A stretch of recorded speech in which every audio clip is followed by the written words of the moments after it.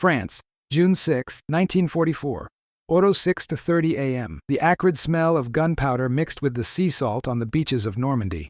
Entrenched German soldiers watched through their sights a scene they would never forget. Hundreds of American Sherman tanks advanced across the wet sand, their tracks producing a deafening roar that echoed through the cliffs. But there was something the German defenders couldn't perceive, something invisible, something that would forever change the course of World War II. While German panzers relied on flag signals and desperate shouts to coordinate their attacks, each Sherman carried revolutionary technology that would transform armored warfare into a deadly symphony of precision and coordination.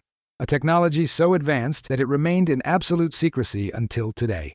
The technology I am about to reveal does not appear in any captured German military manual. It is not in the Reich's intelligence reports. And for a very simple reason, the Germans never discovered it. The Sherman tank's radio communication system was not just superior, it was revolutionary. While German Panzer IV and Tiger I tanks relied on primitive visual communication, the Shermans operated like a military neural network. Each tank could instantly communicate with 15 other vehicles within an 8-kilometer radius. Imagine the scene. An American platoon commander, Captain James Morrison, observes through his binoculars a German Panzer IV hidden behind a destroyed house in Caen. Within seconds, his voice echoes simultaneously in the headphones of all the tankers in his unit. Tiger 6 to all elements. Panzer identified. Coordinates 347892. Concentrated fire in 3, 2, 1. 15 75mm cannons fired as one. The German Panzer was obliterated before its crew could even identify where the shots were coming from.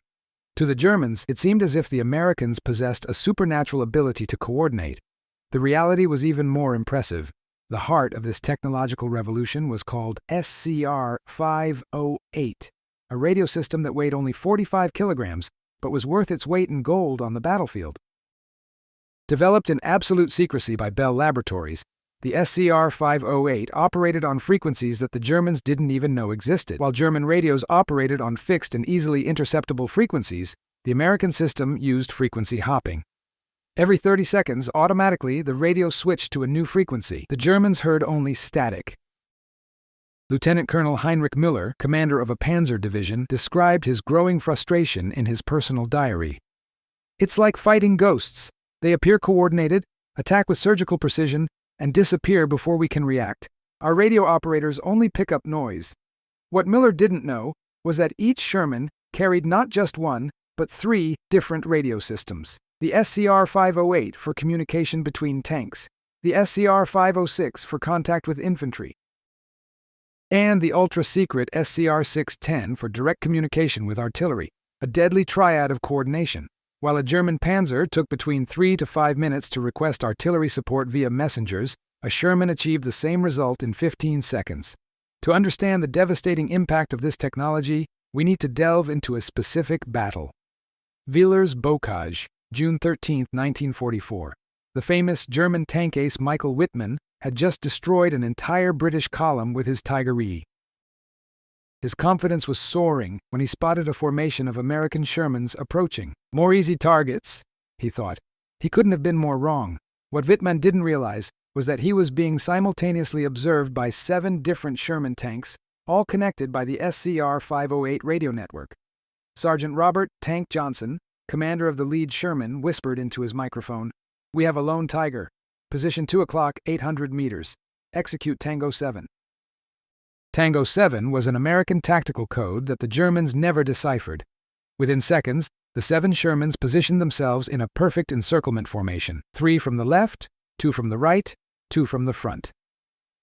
Wittmann realized too late that he had fallen into a trap. When he tried to maneuver his Tiger to escape, he found that every movement was anticipated. The Shermans moved as a single organism, reacting instantly to every escape attempt.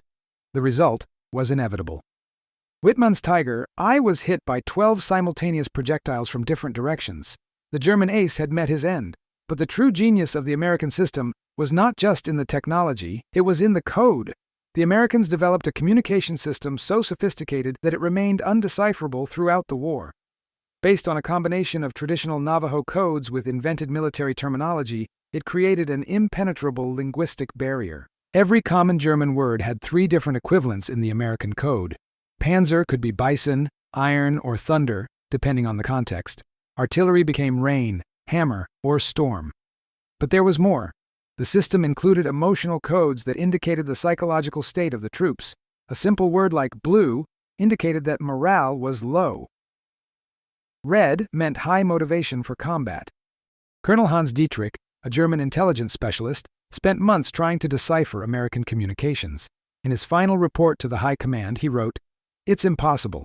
They have created a language that follows no known pattern. I recommend we focus our efforts elsewhere." The Germans gave up.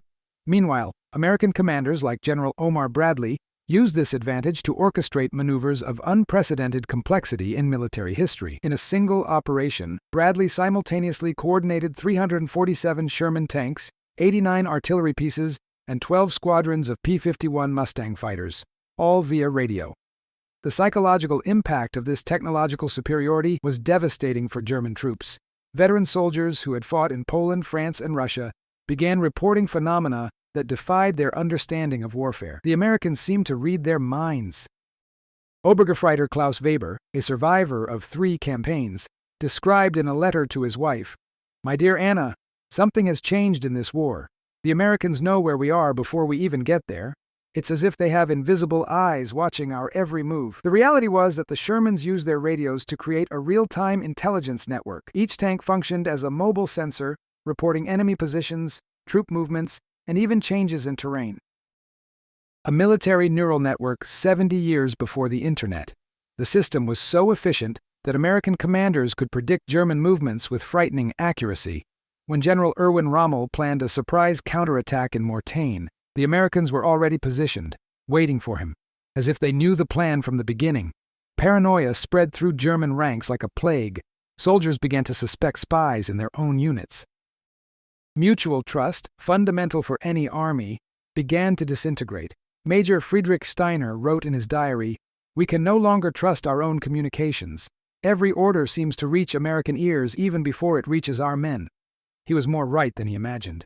The decisive moment came during Operation Cobra in July 1944.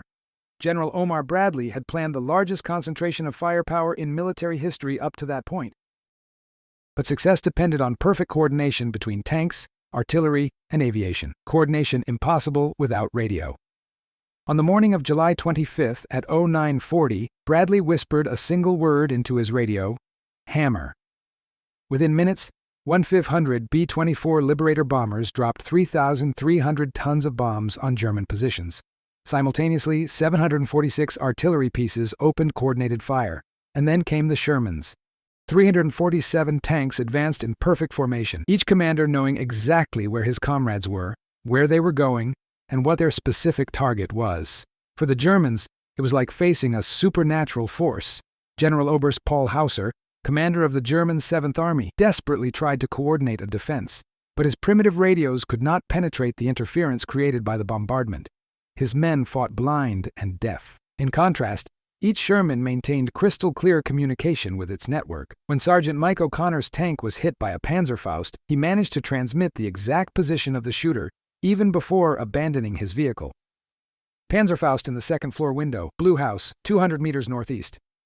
15 seconds later, the house no longer existed. The result of Operation Cobra was devastating. The German lines completely disintegrated. In 72 hours, the Americans advanced 40 kilometers through what was previously considered an impenetrable fortress. The war in France was over. The Shermans' radio technology did not die with the end of World War II. It evolved.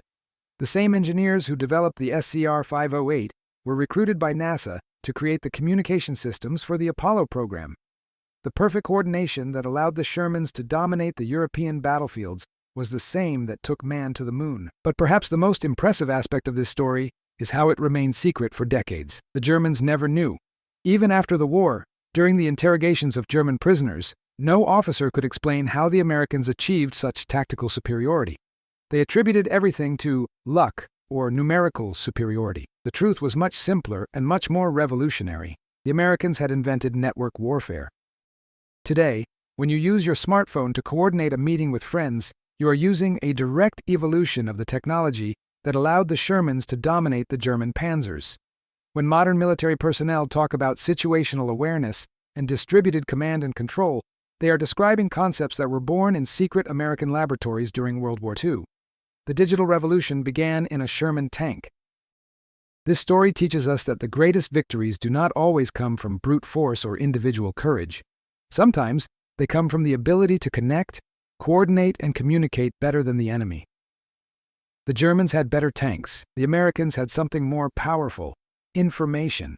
If this story impressed you as much as it impressed me while researching it, leave your comment telling us what aspect surprised you the most. Share this video with someone who loves military history, and don't forget to subscribe to the channel to discover more secrets that shaped our world.